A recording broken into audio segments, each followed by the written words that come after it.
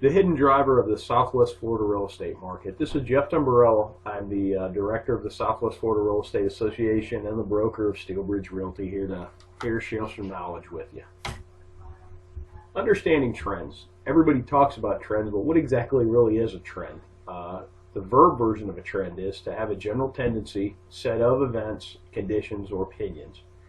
The noun definition: the general or prevailing tendency or course of events. Everything that I can find is always cyclical, and it's either by design or this is just how the experiment works better. But I mean, hurricane season, economic cycles, housing cycles, demographics particularly is very cyclical based upon the events that drive them. So you really need to understand the trends to understand what a market's doing and potentially where it could go. The base driver of the Southwest Florida market is retirees. They really are a base driver and a somewhat hidden driver. If you're not working or living in a retirement-based area, you tend not to notice it. If you live in some areas of particularly, say, South Fort Myers and some of the younger neighborhoods, you really wouldn't know retirees are base drivers because everybody around you is 40 with 3 kids. But a retiree is a person who's retired from a working or professional career. In migrating retirees, spending initiates growth. When they come here, their first 2 years is very, very fruitful for our economy. They generally get some housing. I notice they buy cars, they buy boats, they buy brand new Harleys. Sometimes they buy all of that. Furniture. The first 2 years, there's a great study from the University of Arkansas. It's an older study, but it really showed some neat effects of, especially the first couple of years, of retirees spending and how it affects the economy. New jobs are created because they're a new demand. The neat part about the demand is most of the capital they bring from outside the market. So particularly if they're not working and retired, they literally just bleed money into our economy. And then some households, they build new houses. Some of them rent, some of them purchase. All of which creates jobs and income.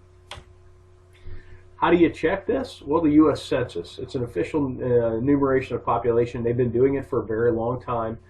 One particularly useful set of data is the count of live births. They have a lot of data sets, and if you've never been to the census page, you can download most anything there with the click of a button. It goes right into Excel, and you can work with it. And this is how you can project and extrapolate current and previous retiree trends.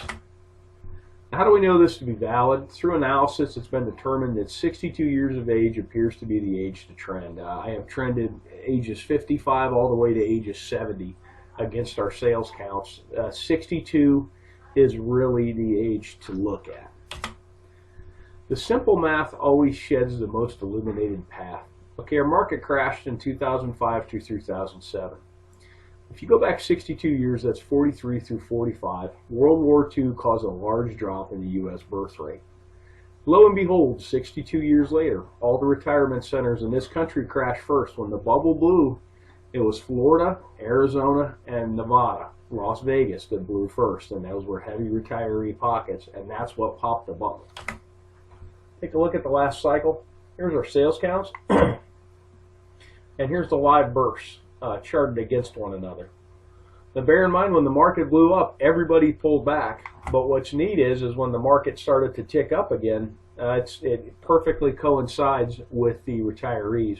March of 2008 was the first time we had a year-over-year sales increase in sales counts, and that perfectly correlates with the beginning of the baby boomers. Notes on the last cycle. You really have to understand the last cycle initially formed out of growth from retirees and then turned into a full-blown leverage-induced mania from 2004 to 2006. So what do these trends project about 2016? Well, we're going to talk about that at Real Estate Roadmap 2016. It's going to be October the 20th, Tuesday, 5 to 7:30.